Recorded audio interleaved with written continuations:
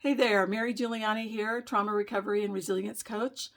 I'm here with the third of the 12 reasons why people don't acknowledge their own or other people's childhood trauma. And the third reason is the lack of awareness that parents, teachers, therapists, and doctors have about what complex post-traumatic stress disorder is.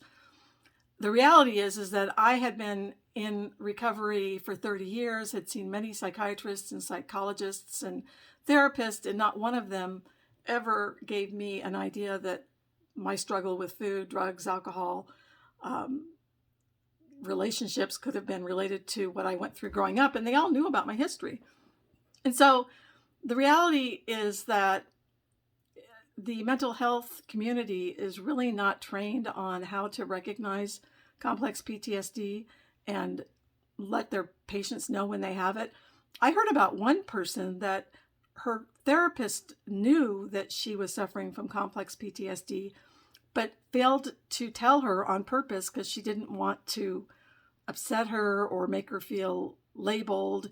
And just knowing why you've struggled in the certain ways that you have is so key in healing.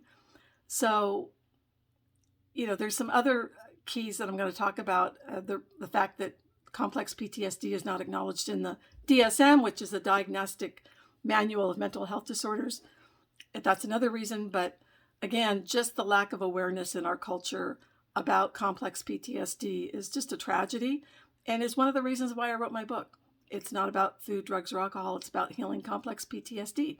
It's coming out on February 21st, 2023 on Amazon.com in paperback and ebook, and I go into much more detail about all of these things.